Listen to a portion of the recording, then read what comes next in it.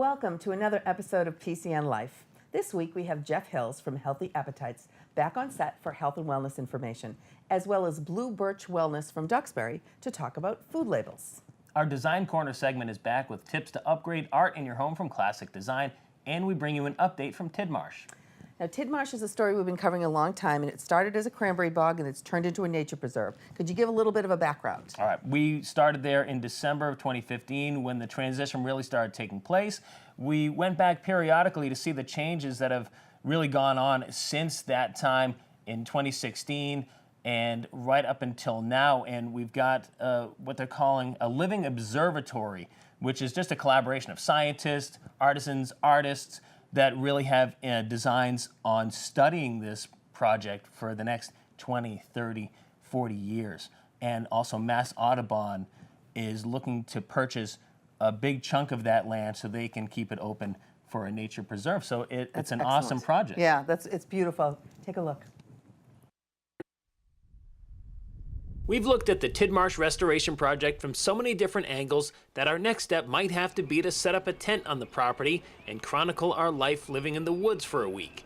We first came here in December of 2015 when the transition from bog to wetland really started taking shape. In the spring of 2016, we saw the demolition of old structures. Later that summer, we stopped by when the work trucks were on their way out and nature was taking over for good. The last time we were here was October of 2016, when the property owners teamed up with Mass Audubon to host their first public tour of the property. This time, we'll take a look from the outside, and we'll start here at this stream running into the ocean. With summer just around the corner, this spot we're standing right now will soon be stuffed with parked cars, while Whitehorse Beach across the street will be populated by countless summertime beachgoers. What's overlooked by most people is the pivotal role that the stream flowing underneath us plays in the living observatory just a few miles inland. Living Observatory is kind of an abbreviated way of saying enormous ecological undertaking that scientists will likely be studying for decades to come.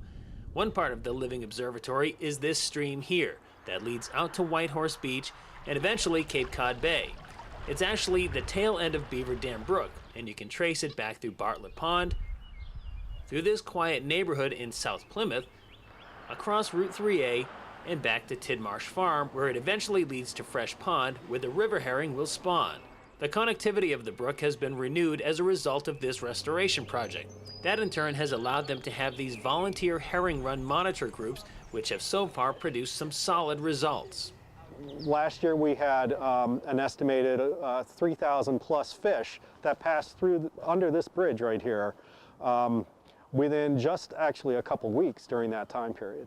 Doing the herring run count may appear tedious and time-consuming as the volunteers check air and water temperatures and monitor the fish as they pass through, but it's all part of a greater plan. I'm doing a study on the food web of the pond, the spawning pond, and I'm looking to see how the river herrings support the recreational fish which prey on the river herring. So having a healthy river herring run has the potential to support that recreational fishery, and that's important to recreational fishermen and the businesses that they support in the community. Meanwhile, on the upper end of the property, by way of the private entrance, Mass Audubon was hosting its yearly State Volunteer Day. The nice weather may have played a factor in bringing out such a large group, as 45 people showed up. It's a good thing, too, because there was plenty of work to do. The groups here today are going to be dealing with some of the invasive species that are on the property, taking things out and helping us to manage those invasive species like oriental bittersweet, honeysuckle shrub, some others. We're also doing some trail work, cleaning up some of the trails and getting them ready for the public for our opening, hopefully in the fall.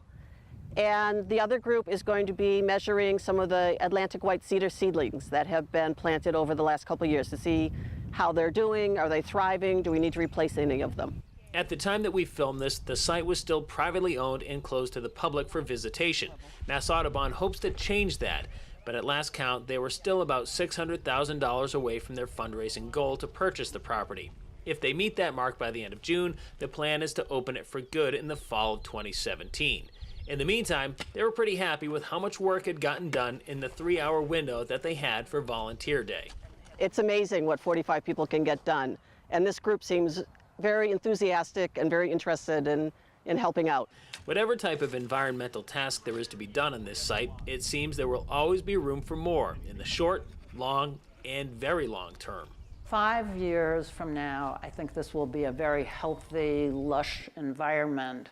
But actually, 5 years in geologic time and universe time is nothing.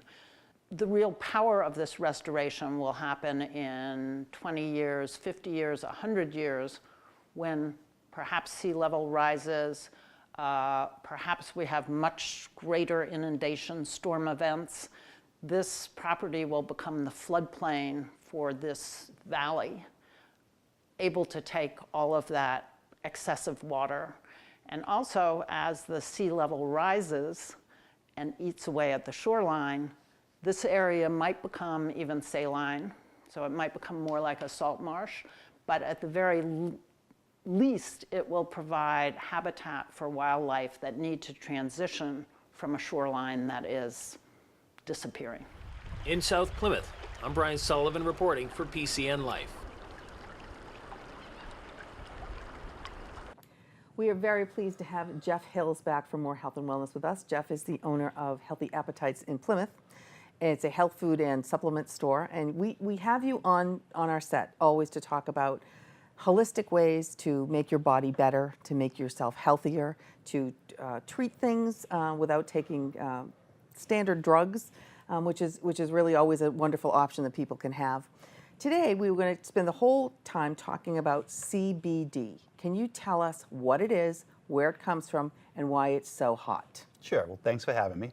CBD is a component of the plants that would be in the marijuana family, the hemp plants. It is the anti-inflammatory part of the plant. It's not the part of the plant that is psychoactive. So it's not the part of the plant that we associate with pot getting people high, okay. which would be the THC part. Right. CBD is another related compound, but it doesn't have any psychoactive effect. It really is just an amazing anti-inflammatory. But it does so many things for so many people that I thought it was important to talk about. Now, why have I never heard of CBD? I've never heard it talked about. I've never heard anybody mention it. Well, because of its association with marijuana, it has been not distributed at all nationally in any real way. You could get it on the internet. Even that was a little dicey. If you knew about it.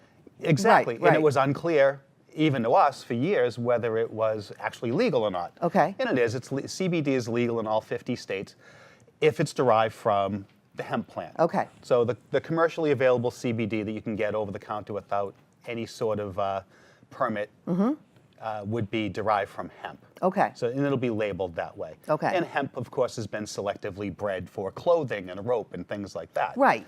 So it has been bred so that it doesn't have any THC, Okay. so that it can be legally grown in places like Canada and Europe. Okay. And it's got a very high CBD content. What form does it take? Is it pills? Is it liquid? Is it powder? It can be either. It can be pills or liquid. It's usually done as an oil. Oil, That's okay. the most common way that you will see it. And a little goes a long way. So it's usually available in as low as 1 milligram as a dose. Okay. And commercially, I've seen it up to 60 milligrams is the highest dose I've seen. But most people are using very little. And it's very effective. What are some of the many things that you have found it's being very effective usefully for? The most common uses would be anxiety. Really? And it works fantastically for that. Just the feedback we've seen just in the community as far as people who are using CBD has been amazing on anxiety. The other big use would be pain. Okay. Now, obviously, that's a huge thing Right. when pain management has kind of gone so far in a direction that the country would probably like to see it come back from, Right. where we're going so Right. far towards the opioids. This, I think, would be a great way to get people off of opioids, and that has been people's experience, that they can use this to help manage their use of opioids and help manage their pain.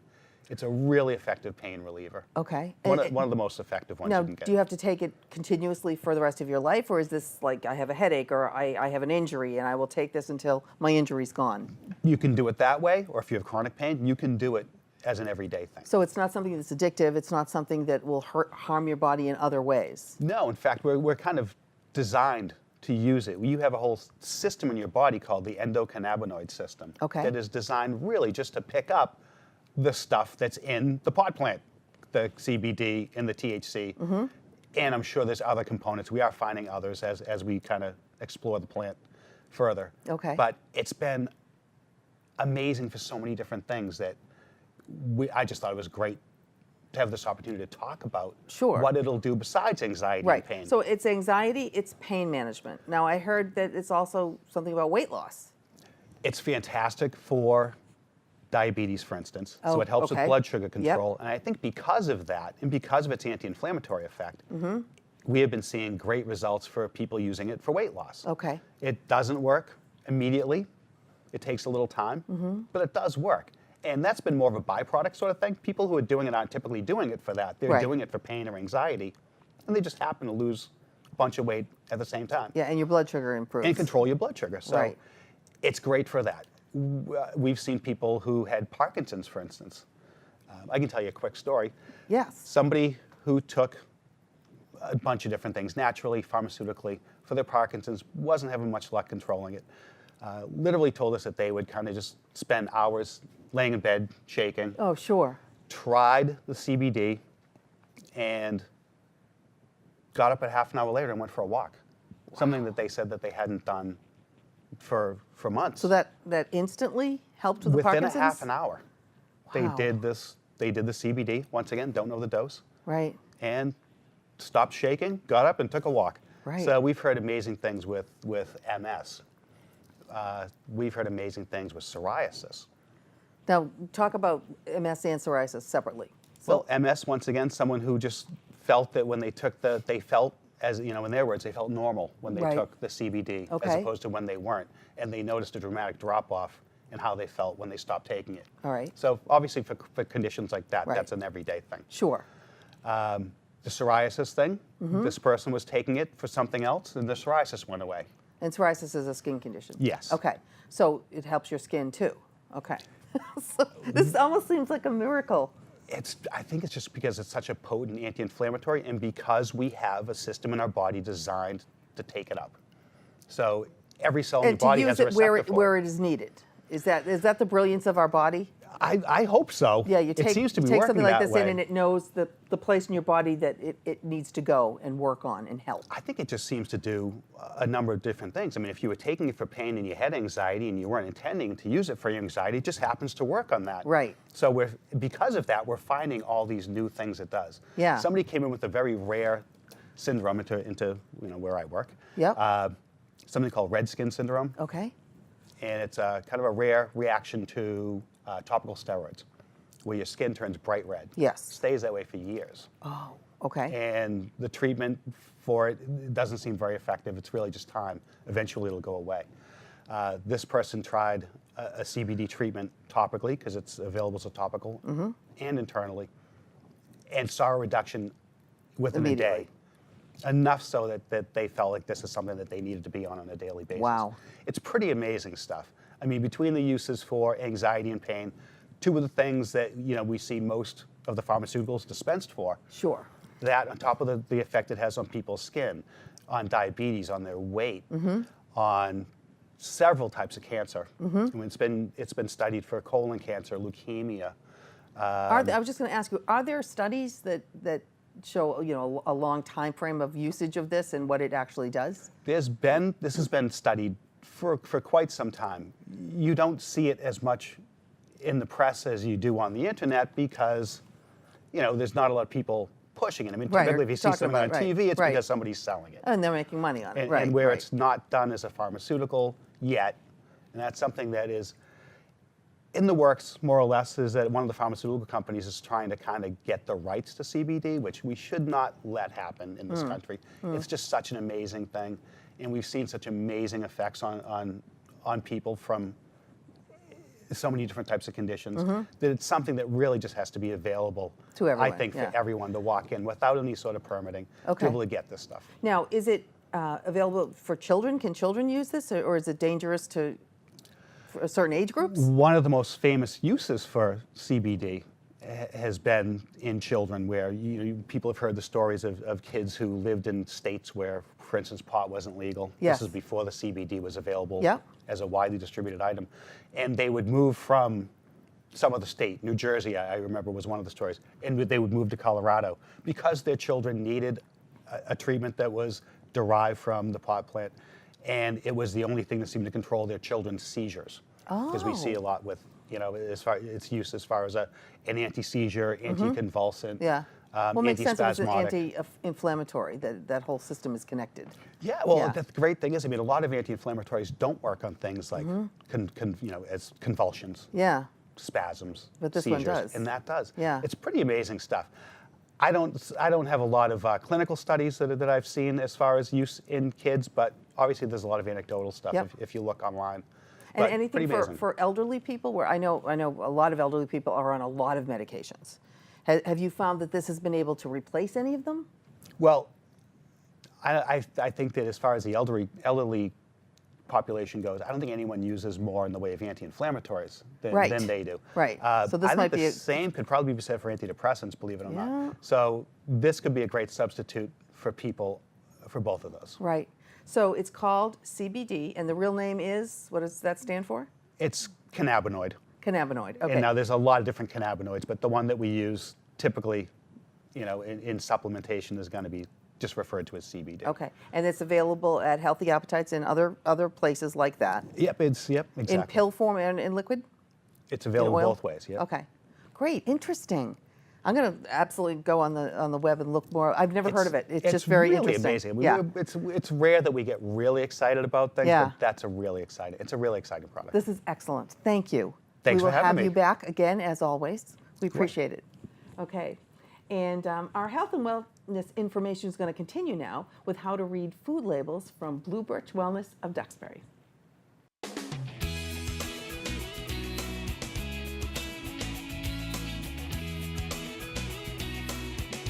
Hi, I'm Terry LaMonica from Blue Birch Wellness in Duxbury, and I'm here today with PCN's Health and Wellness segment. And today we're going to talk about nutrition labels.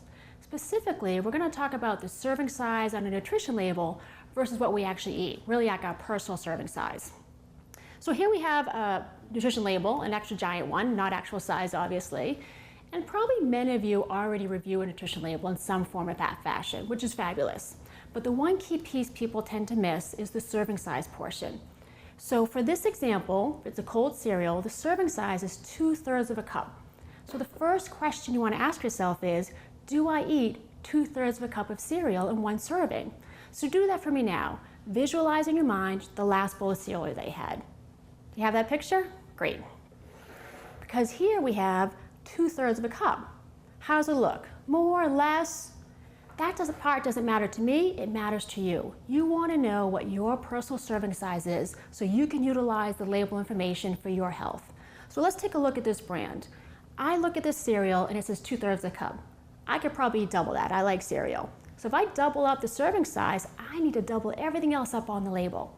So now I know when I eat my cereal tomorrow morning, I'm eating 460 calories, I'm eating 8 grams of fiber, I'm eating 2 grams of sugar and 6 grams of protein, which is all good. It's a very healthy cereal.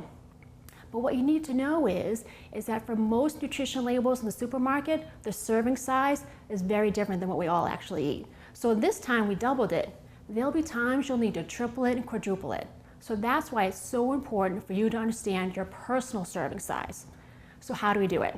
You probably guessed it already. You need to measure your food, not for the rest of your life, but I suggest for the next couple of weeks, take out your measuring cups, take out your measuring spoons, and measure out a couple of common food items that you eat every week. Take out 2 tablespoons of peanut butter, spread it on some bread, see what it looks like. Measure out 8 ounces of a sports drink or a chocolate milk, see what it looks like. Measure out 2 cups of popcorn, see what that looks like, because it's actually a lot of food, which is great. And also measure out a 1/2 cup ice cream, because that's not a lot, which is kind of a bummer, but such is life. What you want to know is your personal serving size, so you're that much more educated when you go to the supermarket, you'll be savvy and you'll be healthier at the same time. Thanks so much for joining me in PCN. We appreciate it. Be well and be kind. Our Design Corner segment is back with tips to upgrade art in your home from Classic Design.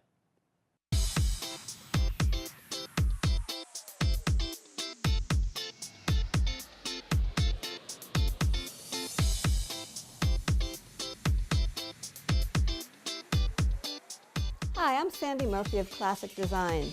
I'm here today with PCN's Design Corner to talk to you about change. You know, when you have children that have grown up and moved out of the home, you're left with empty bedrooms. So what do you do with them? Well, you can keep it as is. You could use it as a home office or an exercise room or a guest room. I decided to change this room into a guest room. So one of the changes I made that made the room look very different was changing from a set of twin-size beds to a queen bed.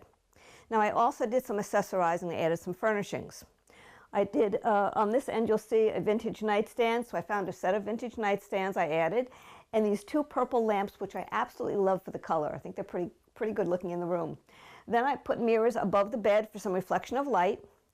I have a bookcase to one side. I've also added some additional things too. But the biggest change I feel in this room, to my mind's eye when I look in, is what I did on the far wall.